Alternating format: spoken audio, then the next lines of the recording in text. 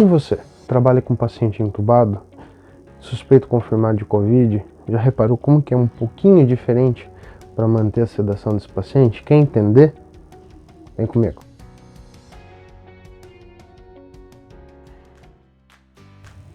Fala, meus queridos, tudo bom com vocês? Maldonado, técnico de enfermagem aqui de novo para trazer muito conhecimento para vocês. Trabalha com paciente suspeito ou confirmado de Covid. Quer entender o porquê que é diferente a sedação para esse paciente? Por que ele é um pouquinho mais difícil para sedar? Vou te explicar tudo.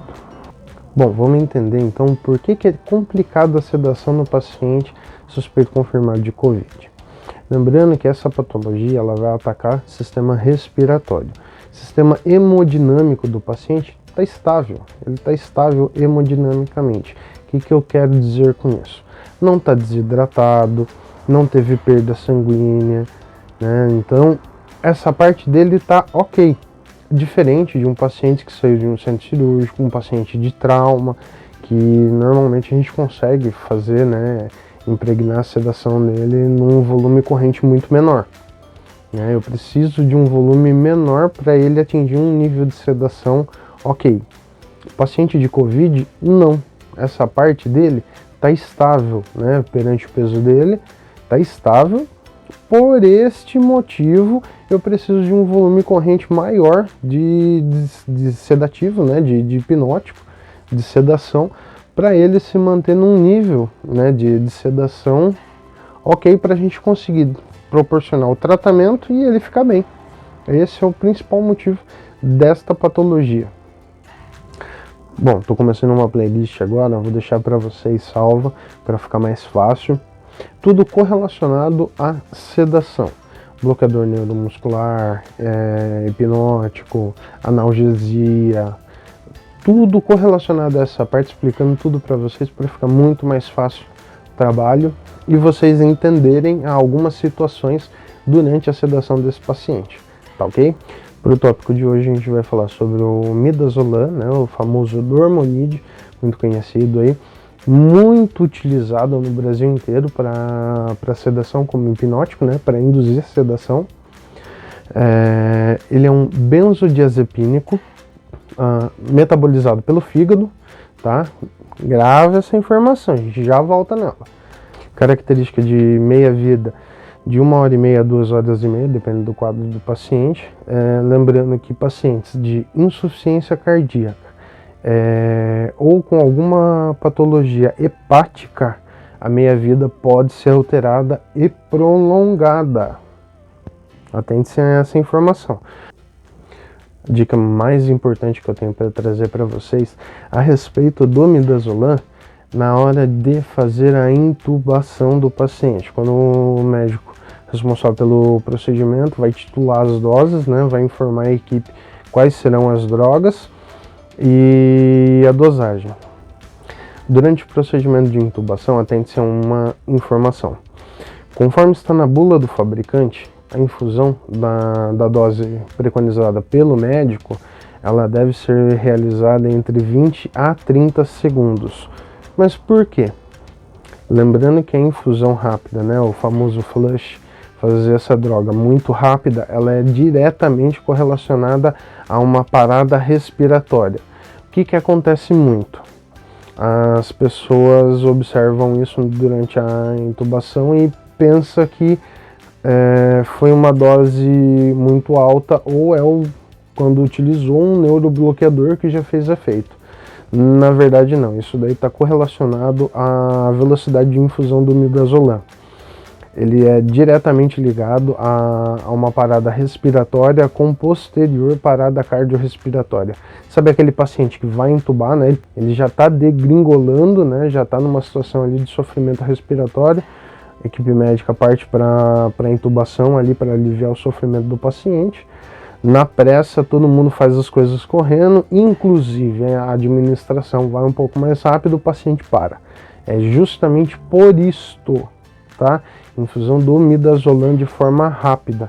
Lembrando que ele deve ser preconizado pelo fabricante de 20 a 30 segundos de infusão, tá ok? Interação medicamentosa. Bom, como todas as medicações, pode haver alguma interação medicamentosa. Na classe quando a gente fala do midazolam, ele vai fazer muita interação medicamentosa, principalmente com alguns antibióticos e alguns antifúngicos. Não precisa se atentar, não precisa se desesperar. Estou deixando na minha página do Insta a tabela das principais medicações com quem ele faz interação medicamentosa e o que causa, se ele aumenta ou diminui o volume plasmático na corrente sanguínea, tá? Não precisa se desesperar, mas eu vou falar de alguns agora. Principalmente ritonavir mais liponivir é uma das medicações que mais causa interação medicamentosa. Ele aumenta a concentração plasmática do midazolam, né, na corrente sanguínea. O que isso quer dizer? Ele vai impregnar por mais tempo. Lembrando que, como ele é metabolizado pelo fígado, ele pode impregnar. O que isso quer dizer? Vai fazer o desmame da sedação. Após o desmame e a parada da infusão, né, a suspensão completa da medicação, o paciente pode de 2 horas a 2 a 4 semanas, depende do volume infundido, das drogas com interação e do quadro do paciente. Então, assim, se fez o desmame, o paciente não acordou, não é um estágio de coma completo. Pode ser simplesmente uma impregnação do midazolam. Não precisa se preocupar, tá? Como eu falei, essa droga e mais algumas que estavam sendo utilizadas para o combate do coronavírus, no estudo que eu fiz, apresentou que há interação medicamentosa para o aumento de concentração plasmática. Então, normalmente o paciente ele vai se apresentar sedado por mais tempo após a suspensão da medicação. Isso pode ocorrer, tá? Lembrando que, como qualquer hipnótico, né, qualquer medicação que age diretamente no sistema nervoso central, ela pode causar dependência, né, e abstinência. O paciente que ele ficou sedado, claro que sempre é conforme dose. Se a gente está falando de um paciente de Covid que ele precisa de uma dose mais alta, muito provavelmente ele vai apresentar hipersensibilidade à luz, agressividade, irritabilidade, desrealização, despersonificação, são alguns dos sintomas que esse paciente pode apresentar, tá? Então, esse paciente que foi extubado com sucesso, retornou, né, da sedação e ele está apresentando algum desses sintomas, não é necessariamente uma confusão mental à toa, tá? Isso daí é síndrome de abstinência do midazolam. Então, atente-se a isso. Caso já não tenha sido percebido, né, pela equipe médica, avisa que pode ser por conta da abstinência do midazolam. E uma das características principais é o que? A agressividade. O paciente pode ficar muito agressivo, né? Principalmente ao toque ali, qualquer reação próximo dele ali, ele pode apresentar isso, tá, gente? Então, não é culpa dele, isso daí é uma síndrome de uma abstinência. Então, cuidado, conforta bem o paciente, não precisa se preocupar. Gente, dica do Maldonado, lembra, não é medicação para flush, não se faz flush com midazolam, tá ok? Tempo de infusão de 20 a 30 segundos, avaliação em 2 minutos para nova titularização para titular novamente aí a dosagem caso seja necessário. Observa isso. E lembre-se, entrou midazolam, principalmente em dose alta, né, para o paciente ter uma sedação adequada, vai apresentar hipotensão, tá? Essa é uma droga que pode apresentar hipotensão no paciente. Então observa isso. Por isso que normalmente é comum, né, principalmente dependendo da dose um pouquinho mais elevada, já ter que entrar com noradrenalina ali para estabilizar a pressão arterial. Observa isso, tá? Seu paciente vai entrar com mida, principalmente após a intubação e com dose de manutenção, né? Ele sedado ali, observa bem a pressão arterial, tá? E nada de dar bolos na bomba ali pra... Não, tá despertando.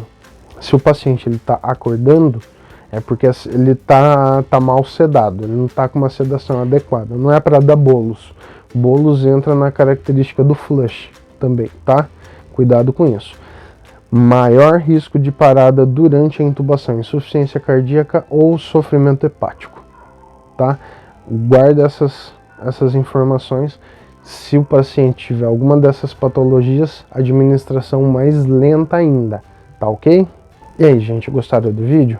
Consegui te dar algumas dicas que vai salvar seu paciente, vai salvar seu plantão? Foi, não foi? Vale seu like, não vale? Deixa nos comentários qual que é a próxima sedação ou classe de medicamento que você quer ver nessa playlist. Vou trazer para você tudo que você quiser, tá ok? Muito obrigado por assistir até aqui e até o próximo.